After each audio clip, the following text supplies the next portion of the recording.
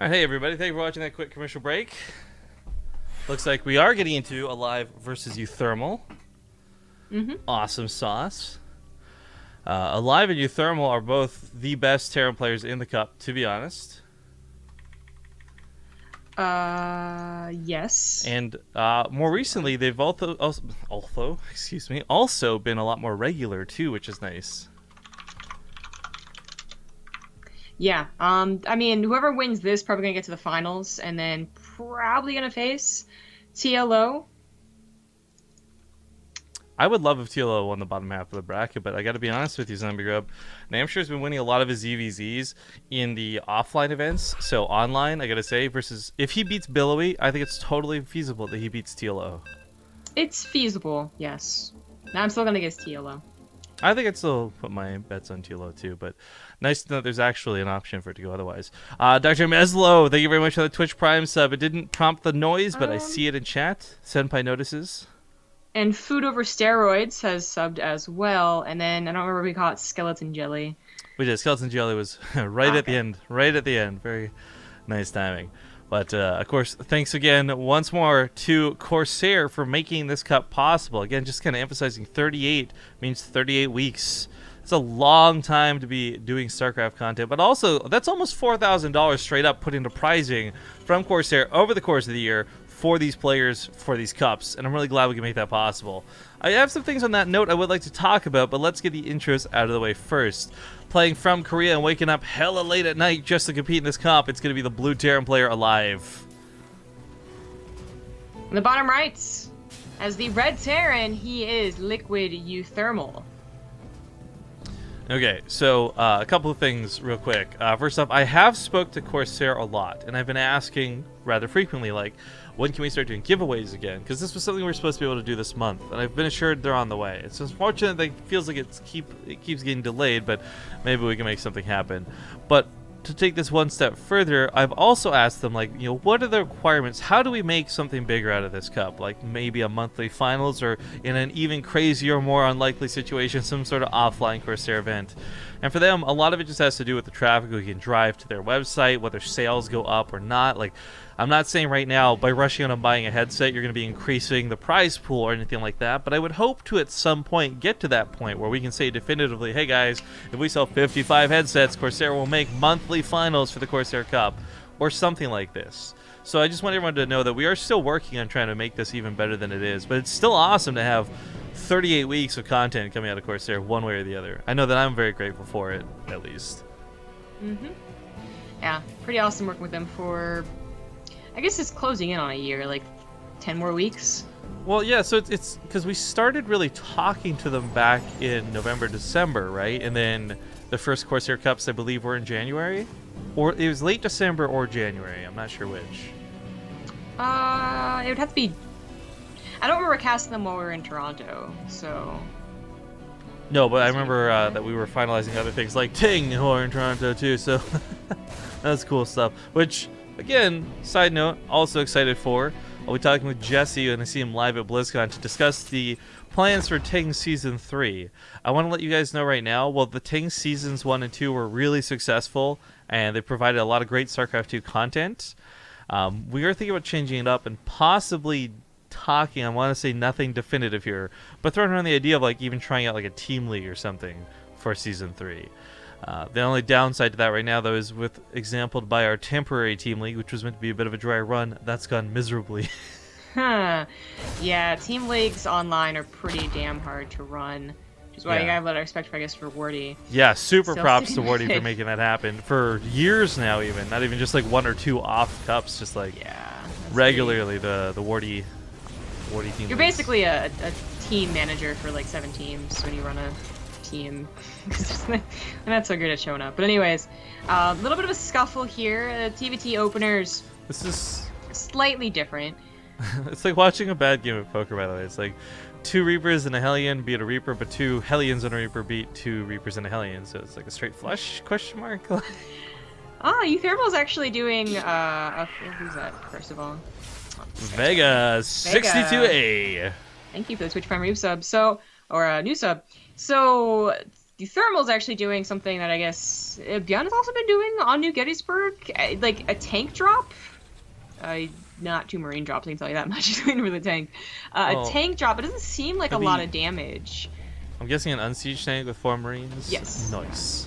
Yeah. So it doesn't look like it's going to do a lot of damage. Honestly, there's a possibility that it doesn't, especially since aLive's Viking is already looking. It's one of those things, though, where I feel like the risk for this isn't too great. You don't even have to drop this in the main. Like, again, this could come to the front. And with players playing mech, like aLive is presently doing, this is something that might just work in his favor due to timings of things. These Hellions on the front line, yes, they'd be scary for the bridge, but the bridge comes in from the side, catches it with some very nice splash damage, and that tank unsieged can actually do some very notable damage. Hellions trying to get on top of it, and more importantly, into the dead zone, but this is where Reaper grenades might be able to throw them away. I don't know. SCV's coming to the fight, so the tank becomes unsieged and starts walking away from the fight. The medevac, unfortunately, goes down, and ultimately, uThermal's attack will not end the game, but it gets some really nice kills here. I mean, picking up almost 8 workers. All the Hellions go down, and even that Viking got a little bit scary as he landed on the ground. I was going to say that uThermal probably should not have sieged up in the first place. That was... You know, I'm with you on that, I think, yeah.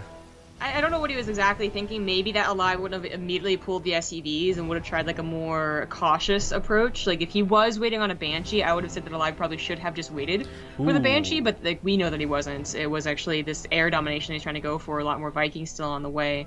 So that was some good damage down from uThermal. He did get a later command center, so he wasn't like totally ahead in economy, but up in workers now. So 3 kind of important things happening right now. First off, he scanned. He did not get to the main with that medevac. He didn't get to it with the attack. He had no idea what was coming, but he saw so many Hellions that it was alarming that there might be mech in play. Scanning to confirm this is huge because it greatly affects your composition as the bio player. Second point, he's going bio, double engineering base, so he's not fighting mech with mech. And the third point, less I guess important but more so interesting, would be the Banshee follow-up to this. The fact of the matter is, it's 2 Banshees with Cloak, but there is a Raven in play. Like, this shouldn't be something that gets away with this the way it is, but it's getting kills. Yeah, I would say that the first attack with the tank was going to be something difficult for aLive to clean up, but the follow-up Banshee should not have been. So the fact that it already does an additional 7 SCVs worth of damage is actually, I would say, pretty good. Because like with 3 Vikings and a Raven, you'd really think that they do absolutely nothing. So uThermal is really taking a lot of control in this series. It doesn't reflect in the numbers quite yet, but keep in mind he has a 3rd base down and ready. It's almost an orbital already. Like aLive is falling behind in multiple ways, and he's going mech, all right, which like you really hope to be at this nice point with like a tanks as soon as possible to defend multiple areas, and he's still trying to get Hellions and Blue Flame, which I don't think that timing's really going to work out as much as it does when you haven't lost how many SCVs? 14 SCVs, and lost like 6 Hellions early on too. By the way, what I really like is this depot in the middle of the map. Normally this blocks at the bridge, and it's got a lot of things to talk about, but Hellions are actually quite terrible at fighting against buildings and would not be able to tear this down quickly like a bio push would. So this will now give uThermal 1 angle of engagement, and that's north. Those drops come in, but that's a whole can of worms. There are medevacs with Hellbats ready to drop. And uThermal, I don't think, is adequately set to defend this. It looks like he does realize it's gonna happen though. Like he's already kind of spread, like even like the 3 Marines that he has, right, like are spread. And he did try and get to Vikings. Unfortunately, they didn't tango with the medevacs early. You know, this is a big if, but if he were to win the air war, landing those Vikings would be hugely beneficial in the defense, but he's not going to get that opportunity. Point defense drone and auto turret ensures that aLive wins the air war. Blue Flame Hellbats don't do much to tanks, but they do everything to everything else, and 33 SCVs pop off. uThermal is in so much trouble right now. Yeah. I'm like, it was a point where like uThermal was down in army supply and he just had to hold, but was unable to. GG. aLive's 2-base attack ends up still working after taking damage. I really thought with the like SCVs that have been bleeding out, that would have been a much different, I guess, story for the way that ended. But good start for the Korean Terran. We also had Hyperdrive, new sub with Twitch Prime, Hyperdriven 12. Thank you very much for subscribing. Sometimes, again, we get caught up in the action of the game, guys, and it's hard to catch because there is a stream delay and all this. I've actually talked to a lot of people who have never seen our channel before, and this is cool because this is one of the opportunities afforded to me by meeting people at TwitchCon and stuff. And I've asked other streamers and other fans of other streamers who don't normally watch StarCraft to tune in and watch like at least half an hour here and there, getting really good feedback from people who aren't really involved with StarCraft about our channel, the way we handle things, and all this good stuff. But the one thing that a lot of people don't know is the fact that there is a usually 3-minute delay on the stream, so a little bit hard to convey that information.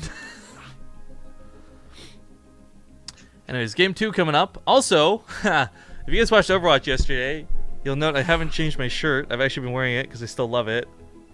My favorite color is no pants. Oh. Were you around when we stream made me buy this? No. So someone liked a picture of Dodger wearing this shirt, and first off, like, Dodger's so fucking adorable. She could wear a garbage bag and look cute, right? But it's just like, man, I love this shirt though. Like, and it's not because Dodger's wearing it. It's actually just like a fucking hilarious shirt. So, people gave me links to like 3 different sites. I just bought the cheapest one, and I gotta be honest with you, I'm not happy that I did. I should have gone with the one that cost a little more, because I feel like I'm gonna wash this shirt twice and it's gonna explode. Wow, that is pretty cheap. Feels bad, man. But okay, we are getting into game number 2. Welcome back to the TvT series here in the round of 8. It's Spawny in the top right. I don't know why I said like a question mark. This is the round of 8. Spawny in the top right. He's down 1 game. It's the blue Terran liquid uThermal. Hello? Hello? Oh, you cut out right before you said uThermal. Well, I said you good now? uThermal, Okay. so. In the bottom left, as the red Terran, he is aLive. All right, let's talk about the brackets at this point. If you guys haven't already, make sure to type !brackets in chat. You'll be able to see all the matches that are currently going on. But interestingly enough, well, this makes it so the winner plays Optimus or Tails, perhaps a subpar matchup, frankly. The bottom side's really interesting to me. Again, TLO, Namshar, Lilicanine, Super. In fact, TLO and Super, most likely candidates for that semifinals match on the bottom side, all lead towards very, I think, fun and interesting games. Truth be told, I think the top semifinals will be a little bit one-sided, but I think the bottom will be really, really fun.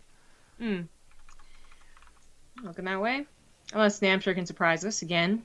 Talking about him and his recent performances. He can, though. That's the thing. Like, okay, so first off versus Billowy. Billowy's a Korean Protoss that's been on every Caspa team. There's a lot to say about him. However, Namshar has been, beating Hearthstone and many other really good Protoss on offline events. So he should be able to beat Billowy in the online cup, where Billowy's got latency and time zones working against him, for goodness sake. Yeah, I would actually give Namshar a bit of an up advantage over Billowy, but I also said that it depends on like the day, basically, like what their skill is at and how tired Billowy is. I don't think it's a sure win for either one. There's TvT. I mean, last time uThermal kind of got caught in the like almost the adepts problem, where like you used your army to attack, and while you trade army, he didn't have a lot of production after or fast enough to make up for it. I'm gonna have to start tracking this sub train soon. We're at 1,062 now, so we are actually I think 10 subs now. Ooh, yeah, because 57 was 5. So yeah, we're at 10 new subs for the day. Feels good, man. That's awesome. I mean, I guess a part of me thought that most people would have used, like 90% of people would have used it in like the first couple of days. I think 90% people did. I think what we're seeing is how great the leftovers are. Yeah, but it also, I think I underestimated the amount of people who didn't quite understand what was going on, the amount of people who didn't even remember that they had Amazon Prime, and the amount of people that just don't watch streams on a daily basis, I suppose. I didn't remember that I had Amazon Prime until I got home. Yeah, I mean, I remember just because like I'm always bragging about the delivery stuff, but I can definitely see people who like maybe use it for the movies as opposed to delivery that don't remember that is a service provided because they pay like $40 a year or something like that. You mean like ordering just like VHS tapes, or what do we do? Does Amazon have like a Netflix version? Yeah, you can watch movies, you can stream music. What? You can rent books. Okay, so first off, this clearly shows how little I use Amazon, but when did that become a thing? Because that's awesome, actually. It's been a thing for a while. So they have like free movies, but they also, of course, have like rentals, HD, standard edition.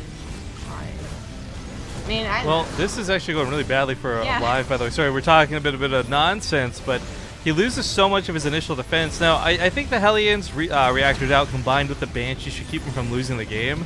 But damn, this went really poorly to start. Like, he shouldn't have been taking any of these losses. Yeah, that can definitely happen with the bit earlier Reaper Hellions. You know, aLive went for the...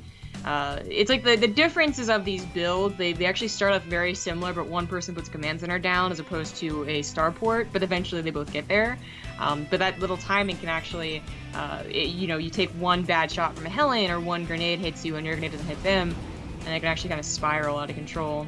But you usually just go up to the high ground and everything's okay-ish. Yeah. The follow-up drop, again, with the tank here. Now, he did lose a Reaper, but he did keep his Hellions alive, I guess, to help out with the push. But the interesting thing is, there's actually not as much to defend this time. Actually, I take that back. With a second Banshee on the... Oh, supply block. Never mind. Awkward. That could be troubles. Is my camera stuck? Let's see if it's fixed that. It was. There we go. Fixed. Sorry for the weird angle, guys. See, this actually I like. So I think things could have actually happened very similar to last game. I think if he had just run in here with an unsieged tank, the SCVs might have still have been pulled. But Trouble's back at home. Cloak does finish up in a few seconds. Lock-ons. He's got to repair that Cyclone though, or he's gonna lose to the Banshee. Take that back. The Banshee doesn't get the cloak off in time. Yeah, that was very close though. But I was gonna say, yeah, I think that uThermal with the positioning that they can gain from having a medevac and the tank together was better this time than the unsieged tank, and especially because aLive had been going for Banshees as opposed to Vikings. I think one of the problems with this, like he had, like I think with the Reaper grenades ready to go and everything to keep the Hellions off the tank, if he didn't have to take a moment to look back at home and deal with the Banshee, I think that attack could have actually still done more. I'm actually, I like the idea of this tank drop, and I mean right now a lot of people are going to be copying Bjorn. Let's be honest, Bjorn and Neve are the two players you want to copy builds from. They're the best players in the friggin' world at the moment, right? And I'm not surprised to see uThermal pulling off something similar strategy-wise. Yeah, no.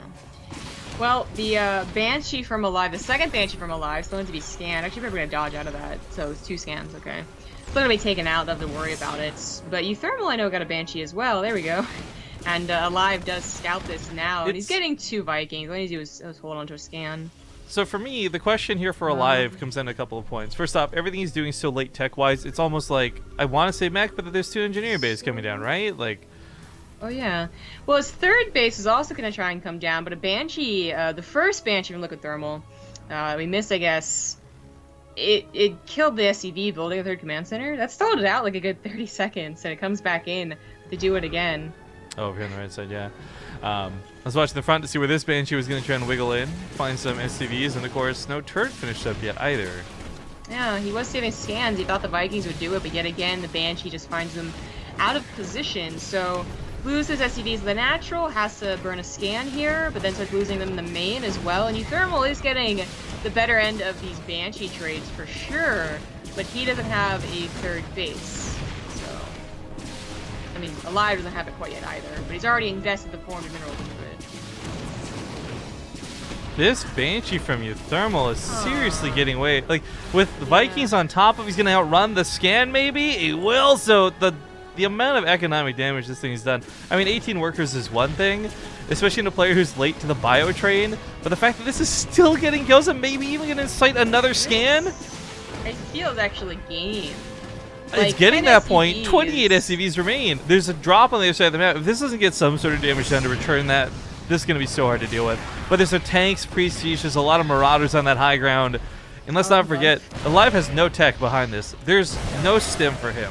He's got no combat shields. Nothing. And this hasn't really worked because 6 SCVs went down to the Hellions, but not quite making up for the amount of damage aLive received. I mean, the number got really, really high in workers killed for uThermal, but he's still only kind of even on the workers, so maybe it isn't all overly edged for aLive. A little bit awkward coming down to the low ground with the Marauders like that. Ended up being a bit of a giveaway. Still, those Hellions decided to wrap back in the mineral line. Some friendly fire damage on the SCVs. Not very fun to deal with. Of course, dead zone now on the tank means that nothing's going to fire on it. But GG still get called. Okay. Yeah. aLive knows he took too much damage and could not get enough in return. He just couldn't make anything was the biggest problem because he didn't have any mules either. So he looked back at his supply and was like, okay, it's over. And we got that Twitch Prime sub train seriously starting to happen here. Walgreen78, though, with a regular sub, still appreciated. I will note to any of the Twitch Prime users out there who don't know, you only get a 1-month non-recurring free sub with this. This means next month you'll have to pick your streamer either again manually, so renew to BaseTradeTV on your own if you're willing, or you can use it on some other streamer. That's the nice thing about Twitch Prime. There's a lot of flexibility with it. And people in chat are talking about price costs. It's definitely cheaper than Turbo, but not all countries have access to Amazon Prime to get Twitch Prime, so that's why Turbo still exists. That being said, we're going to go to Game 3. It's going to be aLive's map pick. Small commercial break before then, and we'll see you guys in 2 minutes. Thank you for watching. Dang, you guys got me like all super nervous and excited. We're at another new sub coming in. Thank you to Yoda the Drunk for that Twitch Prime sub. I'll find out what our total is in a moment, but not before we get into the game. Spawning here in... What? Did you get Incorruptible Lizard? Oh, did we miss another one too on top of that? You're right. A regular sub. Well, a regular sub is just as appreciated as a Twitch Prime sub. Incorruptible Lizard, damn! Spawning here in the top left, though, tied up now 1-1, and in the final game of this round of 8 match, we have the Red Terran player aLive. On the bottom right, as the Blue Terran, he is Liquid uThermal. No, I'm just saying, both the players I introduced were the ones who won their games, so watch out, uThermal. Raf94 with another Twitch Prime new sub. Jeez, I'm really excited to see what... So we started today at 1,052. That was what we started the stream with. As I refresh the page now, we are currently at 1,066. We're gonna... if we hit 20 new subs today, we gotta do something special. I don't know what, but we gotta do something. Someone that actually asked, by the way, said TvT is doing some awesome mini tournament with the Twitch Prime money to celebrate. Will BaseTradeTV do something similar? The answer to this was kind of like a yes and no. We actually have something really awesome that was meant to be played out, but got denied and delayed because of Scarlet and Neeb having visa issues, so they had to both cancel at the same time, which sucks. And we couldn't find people to replace them with such short notice. So we decided to move our awesome show match series off. We actually have a mod appreciation show match sort of set up. There's over $750 in the Match Arena prize pot for that, and we'll be moving it to slightly after BlizzCon finishes. But my ideal lineup for that is going to be Scarlet, uThermal, Beyond, and Neeb. That's what we had signed in to play before, and they're going to play a WCS-style group. So lots of best of threes, lots of awesome matchups. That's what I'm excited for, and that's going to be our thing that we're throwing next, other than these weekly cups. We're going to have to really squeeze it in there after BlizzCon. Yeah, well, we got about a week to do it. Yeah, 6 days? 5 days, actually. So we'll get back on Monday, and then I have to leave actually on Saturday. That's right. So, well, yeah. We'll find something, for sure. We'll be busy. Speaking of TvT something, just asked if we wanted to cast it, so I have to look up and see if we're available. Oh, okay. We actually are pretty booked for the rest of the week, and a little bit of a next week, actually. But then BlizzCon starts. The schedule was updated for you all to see as well, I guess. This is no secret or anything, but they have the actual round of 32 going on. And it's apparently going to take actually 4 days, so I guess they're going to get to the top 8. I'm not 100% sure how the schedule is going to look for the actual BlizzCon, but I think that was on there as well. For any of you attending, I suppose. Yeah. So right now the dates are a bit of a conflict, but we might be able to work around it. So at the moment, the days they want to host it are the same days as our Team League finals, but seeing as one entire team has not responded, we may have to move that. So that makes the 20th open and available. That was his own grenade. Yeah, that was a little bit awkward, but I just want to follow this. The 21st is our random versus random qualifier, which we might just be able to move time-wise and do a double day or something to get around it. I don't know. So we'll look into that a little bit more after the cast, but that will be certainly fun and exciting. Yeah, that'd be fun. What exactly are they doing, actually? Just a tournament, or...? Yeah, I'll get to it afterwards. It's okay. a bit more than something simple. But well, anyways, Hellions give chase across the map, and uThermal ends up pushing this back. But aLive, with a bit of a surprise, has a Liberator, not a Banshee this time around. So this can actually deal with the Hellions with minimal repercussions. Problem is that Hellions gonna run right by. Yep.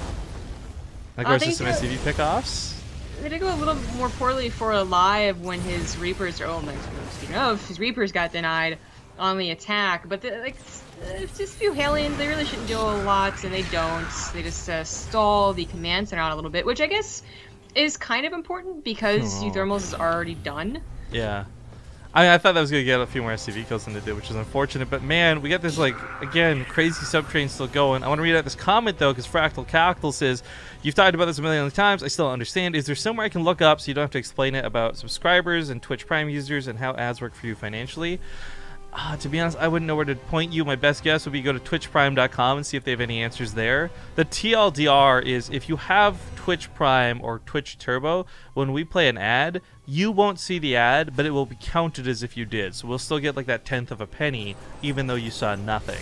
And as far as the Twitch Prime part of it goes, you can sub to somebody's channel for free once a month. Basically give $5 without having to pay $5. Then of course we got ECSM hitting us up with a 21-month resub. Says keeping StarCraft 2 alive, all caps. And then 2 new subs. Damn, you guys are giving me a mouthful in the middle of this game. The Tristan88, as well as Noah Buddy 217. Double Twitch Prime subs back to back. Thank you guys both so much. Very nice. Well, the shape of this game is going favorably for Liquid uThermal, Liquid Thermy. But that could change depending on how the engagements go down.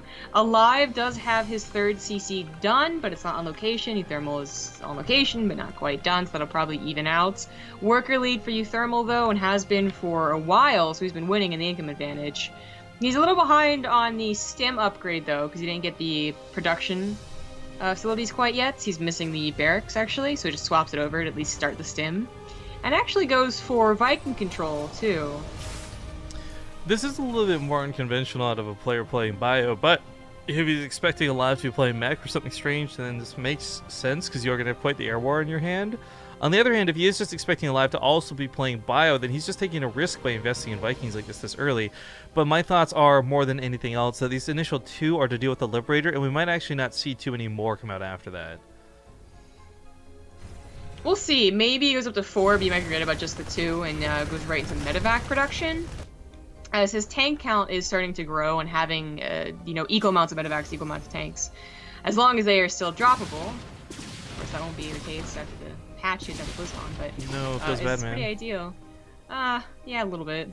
I like drop tanks. I like the idea of drop tanks a lot. I think it showcases Micro and gives Terran a lot more opportunity, and especially with things like Archon mode, which are unfortunately not doing so well nowadays. Yeah. Cool potential, but more on that later, because I will definitely take the trade-off. He does invest in more Vikings, funny enough, and I'm wondering if this is because he saw the Raven and he's expecting aLive to have more Vikings, because typically you do a Raven and 4 Vikings with it, not 1 Viking, not 1 Raven, and then pure medevacs.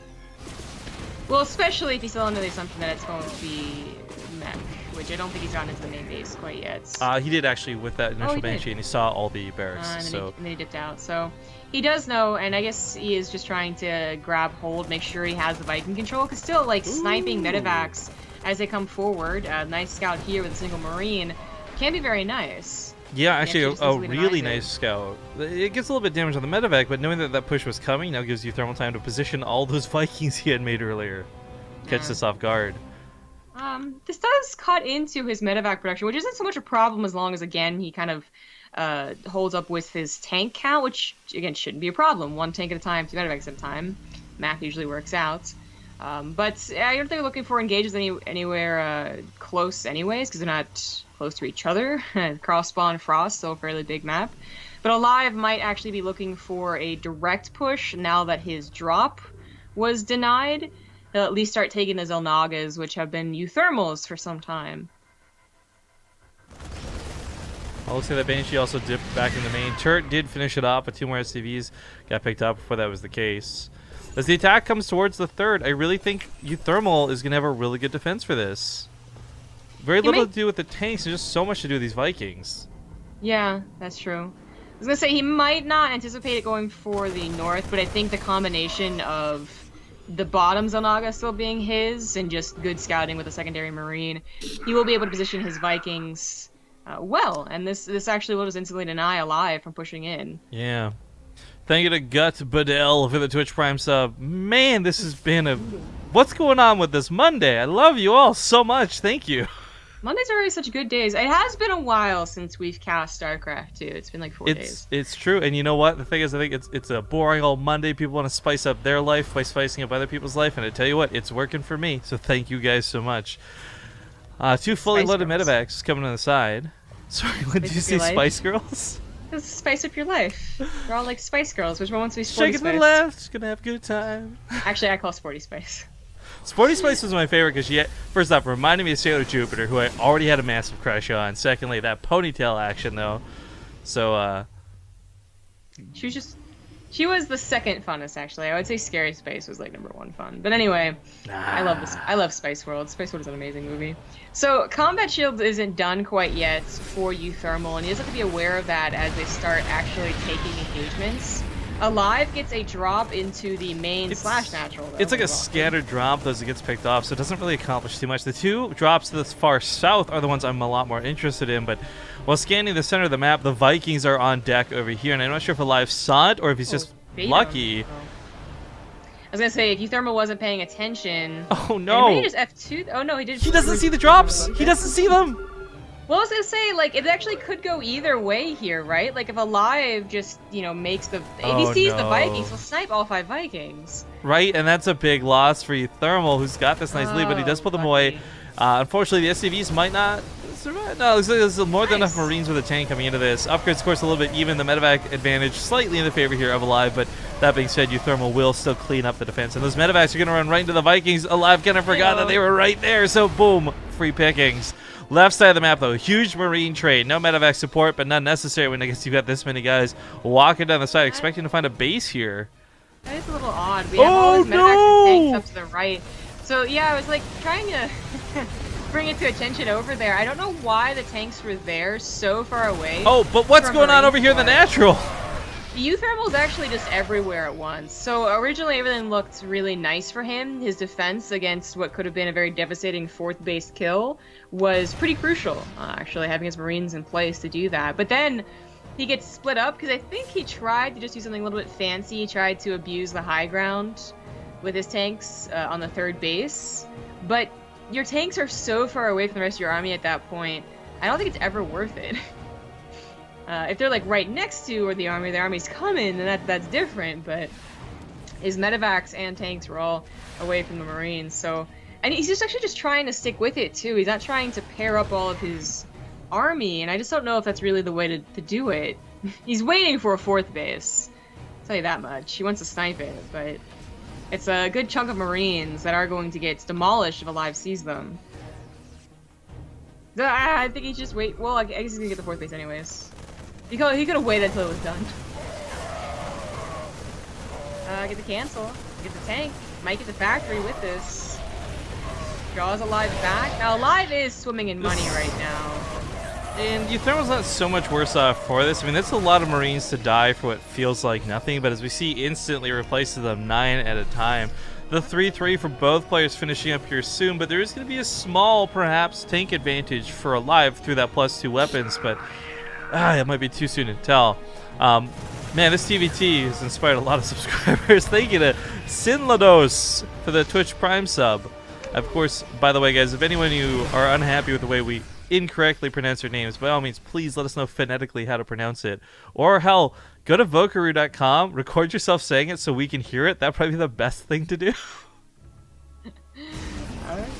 Well, the snipe on the 4th base was something that uThermal definitely needed, and now he even had 4th base lead for like a couple of minutes now. But aLive, been taking the better trades, had so much money, he just placed down 2 more anyways, so that's not really a problem for him. This freaking commando squad again out of uThermal, by the way. So many Marines just going to be run right into the base. That tank actually doing a lot because they're just on auto attack, so they don't focus it down. South side, Marines trying to get on top of these tanks. It's messy on both sides of the field, and I don't know who's going to come out better for it, but uThermal right now has more supply. Yeah, I think that would have gone better for uThermal if some of the tanks were sieged. I mean, on the defense, that's questionable, of course, but his naked Marine attack is killing production. 2 barracks go down, 3 command centers, and a lot of SCVs soon to follow suit. uThermal, on the other hand, side, like, okay, he took some losses himself, but are they going to end up being as bad as aLive's? And I think aLive is worse off for wear. I do too. I mean, I was saying that like uThermal could have done Oh better my on his God. defense, but he still was winning, definitely. And aLive, he definitely committed too much in Kills a the group of orbital. Marines to kill the Are they 6 gonna get out tanks. alive? Almost. I mean, they're pretty badly injured, but yeah. And the Vikings at this point, since aLive give away all of his Marines, tanks are usually great as a thing left over. You know, especially since Man. they can transfer around as long as they can have medevacs on their side. But the Vikings come back How- into effect again. They're gonna stop that from happening. And aLive, with nothing but tanks and no medevacs, can't really take an army fight. So there's two huge things we have to talk about. First off, aLive had this massive bank he could not even spend. Like sitting there on like 1,600 minerals, finally get some of that used up. But uThermal, I've never seen a Terran player do not just one but two dedicated attacks like that with Marines.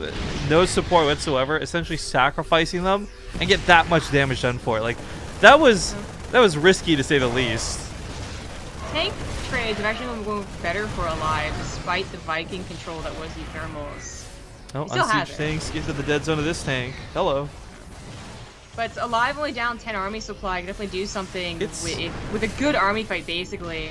But it's not about just taking an army fight. Let's not forget, uThermal killed a whole base worth of SCVs and 3 command centers. I mean, to make up that damage is going to be difficult. It looks like it's not going to be happening here in the middle of the map. Tank from the north side flanking in with some shots. Marines just push on top of the tanks, and uThermal has got this in the bag. Medevacs picked off. Nothing left in the sky. aLive has no way to replace this or even get a formidable defense. He's transferred all of his SCVs over to this new base. 28 out of 16 saturation. If uThermal gets here, he's going to find all the SCVs to kill.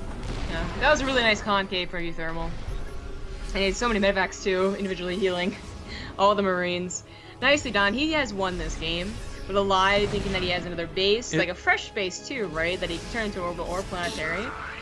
He's gonna try and stick it out. But uThermal also making a new base, new 4th base, turn into a planetary. Is that Bobby? I see Bobby. Just Twitch Prime sub. Thank you so much, man. Yeah, 16 more workers go down. This feels bad. Like, I think 100% of aLive's workers are at that 4th to the south. Another orbital is going to die. Oh my god, uThermal played this so weird but so good. I really like the unmanned Marine attacks. I guess, not even unmanned. The Marines are the men for that. But like, just the unsupported Marine attacks were so unconventional. I'm not surprised it caught aLive off guard. It caught me off guard. I'm like, what are you doing?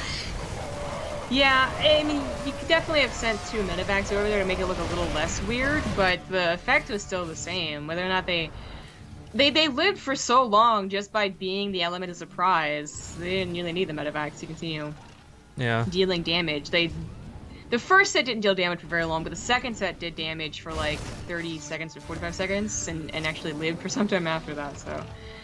It was weird, just unorthodox. I mean, uThermal was a bit all over the place in this game, but aLive just kept getting caught by surprise.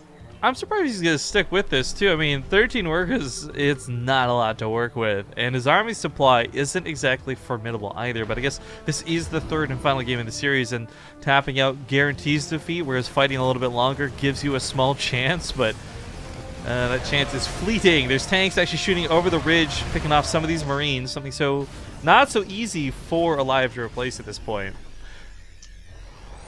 He needs a really good drop, which he can't really afford to do because he needs everything protecting the limited amount of army he has here.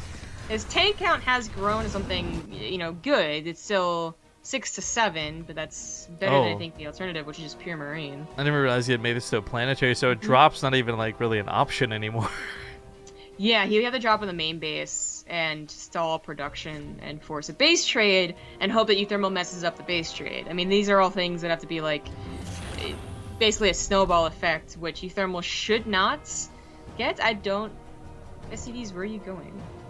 Transferring over orbital's the not base. Oh, the other orbital's going there. Shout out to this That's the tank in one the middle of the over map, the by the way, left. that has like no health but 12 kills. What a beast. Yeah, good job, buddy.